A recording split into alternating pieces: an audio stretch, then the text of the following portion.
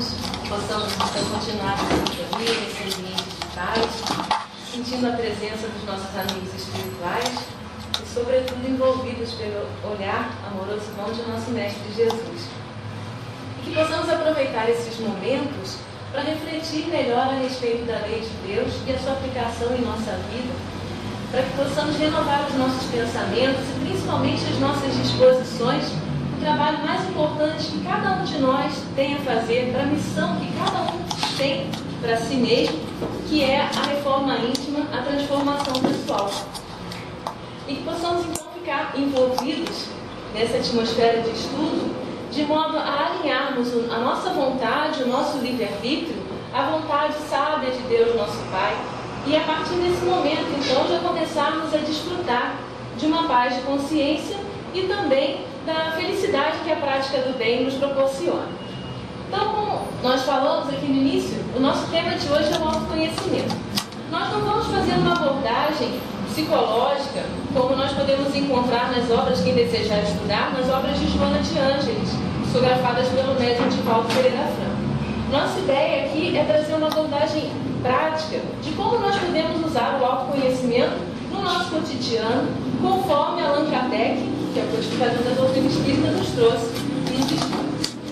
Então, inicialmente, para nortear o nosso estudo, nós sempre buscamos inspiração no nosso mestre, né, Jesus. E nós separamos um pequeno pedacinho do versículo 42 do Evangelho de Lucas, que foi registrado lá no capítulo 6. E que também foi comentado por Allan Kardec na terceira obra da codificação, o Evangelho segundo o Espiritismo, lá no capítulo 10, que é Bem-aventurados os que são misericordiosos, nos itens 9 e 10, que tem por título, então, o argueiro e a trave no olho, e em algumas traduções foi colocado o cisco e a trave no olho.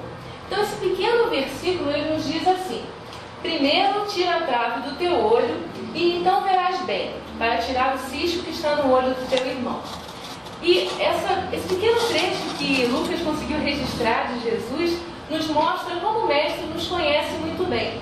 Porque é uma característica daqueles que ainda não começaram ou desenvolveram o autoconhecimento, ter a solução para os problemas de todo mundo, menos os seus próprios. Então a gente acha que pode corrigir o mundo, pode resolver qualquer situação, mas quando a situação é conosco mesmo, a gente começa, será que eu consigo fazer? O que eu posso realmente, como eu posso agir?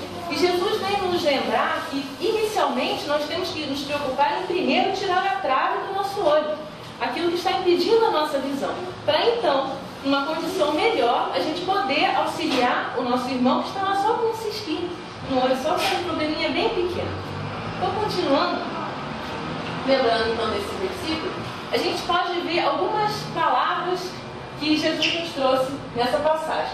A primeira que nos chama a atenção é essa, trave. Quando a gente pensa em trave, qual a primeira imagem que pode vir à nossa cabeça? A gente pode lembrar da trave do jogo de futebol, né, que a gente está mais acostumado a ver. Mas trave tem outros significados. A gente foi lá no dicionário e encontrou que trave é uma peça de madeira, ferro ou concreto usada em construções para transferir ou distribuir o peso ou o esforço das estruturas, também chamado de viga. E continuando essa definição, nos diz que é uma peça de madeira ou metal ou concreto, grossa e comprida, sobre que assentam as peças mais delgadas, que sustentam pavimentos ou telhados. Então a gente vê que é algo grosso, comprido, forte, uma estrutura que pode sustentar outras estruturas, tanto o pavimento, o chão, quanto o telhado. E a gente fica pensando, outra definição que a gente pode lembrar, trave como lembrando do verbo encravar. Quando a gente diz que algo está encravado, o que a gente está querendo dizer? Está emperrado, que a gente não consegue mexer e movimentar. Bom, já temos essas definições. Mas Jesus, ele não veio falar para a gente das estruturas das casas da terra.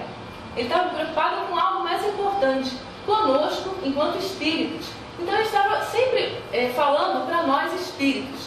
E quando a gente vê essas palavras de Jesus, é importante a gente buscar um significado espiritual para cada uma delas. Então a gente vê que a gente precisa retirar essa trave. E como é que a gente pode entender a trave no sentido espiritual?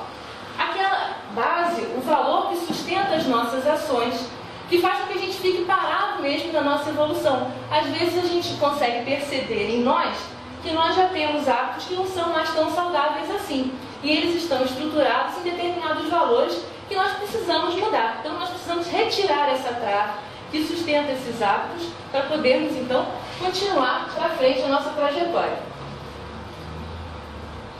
E nós vemos que esse estudo aqui do autoconhecimento vai nos ajudar a identificar essas traves e poder retirá-las, para então a gente poder ver bem e ajudar os nossos irmãos.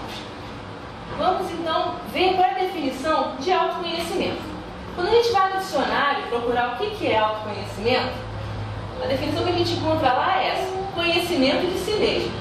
Mas não explica muita coisa, a gente ainda fica querendo saber um pouco mais, porque só o conhecimento de si mesmo a gente pode pensar, como eu olhar no espelho já vou saber como eu sou, então... E não é isso, o autoconhecimento a gente sabe que é algo mais profundo. Então nós procuramos no dicionário de filosofia e encontramos essa definição, que o autoconhecimento é o saber objetivo, isto é, não imediato nem privilegiado, que o homem pode adquirir de si mesmo. Então já vem algumas ideias aqui para nós. Primeiro, não é algo que acontece. A gente não acorda de manhã e diz, agora eu me autoconheço. Não é assim, né? A gente sai no espelho e tudo acontece. Não, ele diz que não é um conhecimento imediato nem privilegiado, mas que o homem pode adquirir esse conhecimento. Outra definição que nós encontramos em outro dicionário de filosofia diz que é uma busca de natureza ética. E continua explicando: realização de algo que leve o sujeito a ser mestre de si mesmo e, consequentemente, um ser humano melhor. Então já tem outras palavrinhas aí importantes. A primeira delas é busca. Ou seja, se o homem pode adquirir esse conhecimento, ele tem que ser buscado. A gente tem que fazer algum esforço, dar alguns passos para poder ter esse conhecimento. Com ele, a gente pode se tornar mestre de nós mesmos e mais, ser um ser humano melhor, nos melhorarmos. E olha que não é nada religioso, né, essa definição. E ainda que os filósofos Platão, Spinoza, Freud e Morin, então aqueles que já conhecem um pouco mais de filosofia vão poder entender melhor o pensamento desses filósofos, todos eles consideram que o autoconhecimento é uma conquista ou realização que traz saúde e liberdade para a pessoa. Então não é só para a gente poder se conhecer e se tornar um ser humano melhor, mas também ele nos traz saúde e liberdade, todas as coisas que nós desejamos para a nossa vida, para sermos mais felizes. Então, no autoconhecimento, as palavras que eu gostaria que ficassem gravadas para nós é que ele é uma conquista. Então, cada um tem que buscar seu próprio conhecimento e que vai nos tornar um ser humano melhor. E, consequentemente, isso vai nos trazer muitas coisas boas: saúde, liberdade e a própria felicidade que todos nós almejamos. Mas a gente fica pensando, o que será que o autoconhecimento tem a ver com o espiritismo? Ora, tem tudo, né? O Espiritismo não traz para nós uma proposta de melhoria, de reforma íntima. E como é que a gente vai se reformar se a gente não sabe o que a gente vai reformar? O que a gente precisa melhorar? A gente precisa primeiro se conhecer para saber o que precisa melhorar. Se a gente não souber, não vai dar nem saber por onde começar, né? Esse tema autoconhecimento, ele foi tratado no livro pelo codificador, primeiro no Livro dos Espíritos, que é esse aqui, a primeira obra da codificação, lá nas questões 919 e 919A. Daqui a pouquinho a gente volta a falar mais a respeito dessas questões. Agora, para a gente fundamentar bem essa ideia de autoconhecimento, eu vou falar de uma parte que Kardec colocou nesse livro aqui, o Evangelho segundo o Espiritismo, a terceira obra da codificação, lá no seu capítulo 17, que tem por título Sede Perfeitos, no item 4, quando ele fala dos bons espíritas. Lá ele diz o seguinte: até quem esteve aqui na palestra do Márcio, no sábado passado, comentou essa passagem também. Você vê como é importante a gente refletir sobre ela. Reconhece-se o verdadeiro espírita pela sua transformação moral e pelos esforços que emprega para domar suas inclinações más.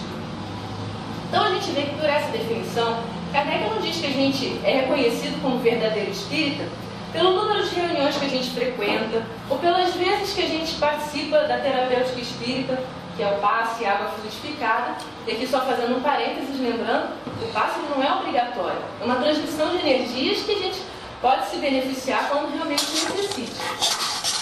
Não é pelo número de vezes que a gente profere palestras, e também outro parênteses, aquele que fala, o primeiro que precisa ouvir, né, aprender todas essas mensagens. que a gente vai ser classificado como verdadeiro espírita.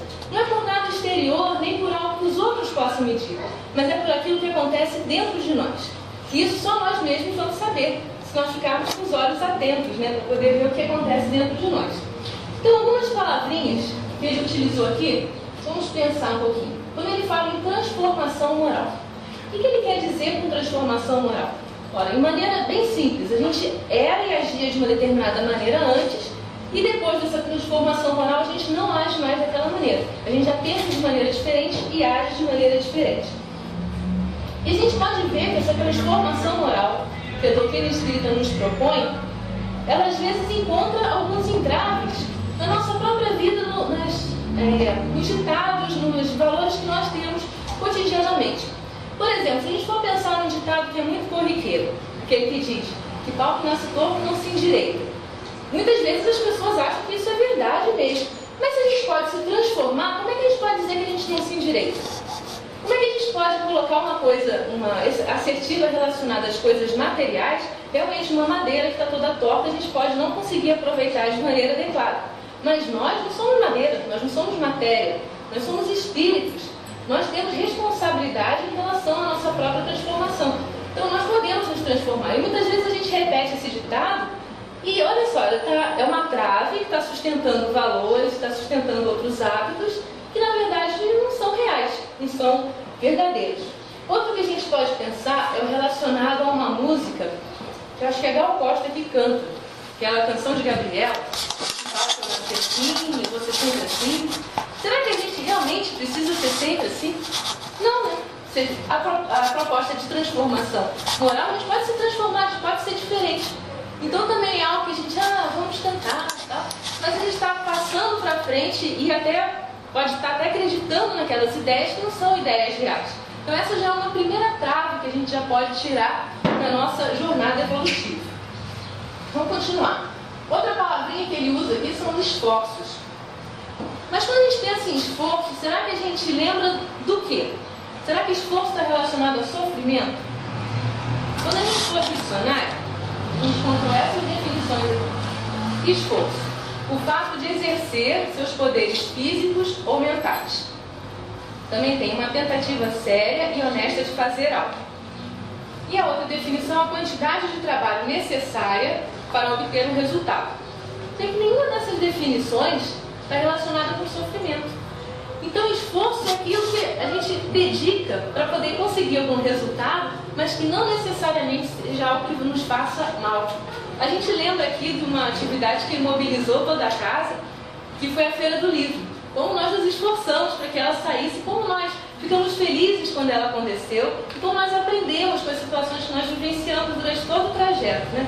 Foi um esforço enorme, mas nós conseguimos. E não foi sofrimento nenhum, pelo contrário, nos trouxe muita alegria. Então, para a gente guardar essas ideias, esforço é o fato da gente exercer. Quando ele fala poderes físicos ou mentais, são as nossas capacidades, o trabalho que a gente emprega para conseguir ter o resultado esperado. Então, voltando ao tema, qual é o esforço que a gente tem que fazer para ser verdadeiro espírita?